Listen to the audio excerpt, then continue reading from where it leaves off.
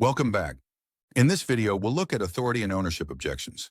These sound like, I need to check with someone else. This isn't fully my decision. I'll need to run this past the team. My boss signs off on this. These objections are very common, and they're often misunderstood because they don't always mean resistance. They usually mean the decision isn't fully owned here. Your job is not to push past that. Your job is to understand how decisions are actually made. Let's walk through it. Step 1, acknowledge. You keep this simple. Okay, that makes sense. I hear that. No tension, no frustration. Then you pause. That pause matters because it shows respect for the process instead of impatience. Step 2, clarify ownership. Now you clarify, not to corner them, but to understand the decision structure. Here are a few clean questions. Just listen first. Can you help me understand who else is usually involved in decisions like this? How do decisions like this typically get made internally? What part of this do you personally own, and what sits with someone else? Notice what these questions do. They don't challenge authority. They don't pressure the prospect. They surface reality. Now your turn. Say this slowly. Okay, can you help me understand who else is usually involved in decisions like this?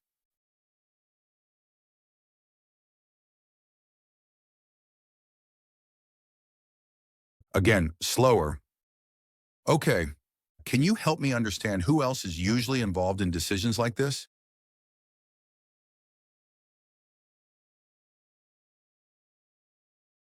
Good. Here's another one. Okay, what part of this do you personally own, and what sits with someone else?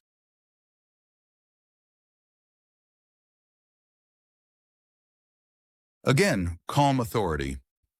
Okay, what part of this do you personally own, and what sits with someone else?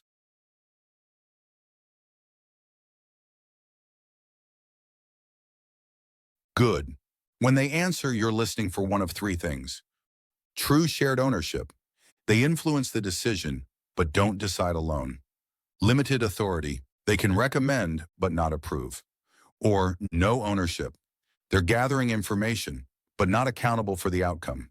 Each one leads to a different decision. This is where many reps go wrong. They hear, I need to check, and assume they've lost control.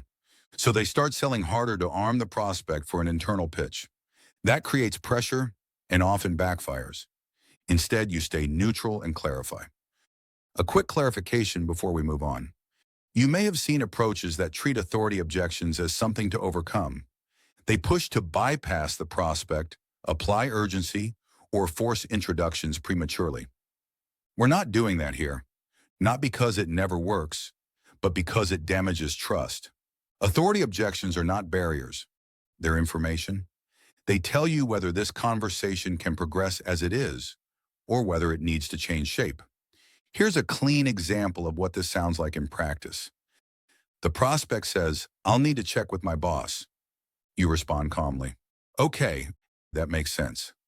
How do decisions like this usually get made? They explain. You listen, then you clarify. Okay, and what part of this would you want to feel confident about before taking it to them? They answer. At that point, the picture is usually clear. If they have influence, you may help them clarify the problem and impact, not pitch the solution. If they don't own it, you don't push them to sell internally. You decide what makes sense next. Step 3, decide what to do. Once you understand ownership, you decide. Option 1, continue. You continue when the prospect has influence, the problem matters, and a clear path forward exists. That might sound like, would it be useful to bring the right people into the conversation together? No pressure, no forcing. Option 2, park it. You park the conversation when ownership is unclear or the timing isn't right to involve others yet. That might sound like, that makes sense. Why don't we pause here and reconnect once you've had that conversation? Calm, professional. Option 3, exit. You exit when there's no ownership, no accountability, or no real interest beyond information. Exiting might sound like, based on that, it may not make sense to continue this conversation right now. That's not failure. It's respect for both your time and theirs. One final reminder, authority objections aren't about control, they're about clarity. You don't win by pushing past ownership, you win by understanding it. Clarify first, then decide. In the next video, we'll look at confidence objections. When the prospect believes the problem is real, but isn't confident a solution will work. When you're ready, continue to Module 5.7.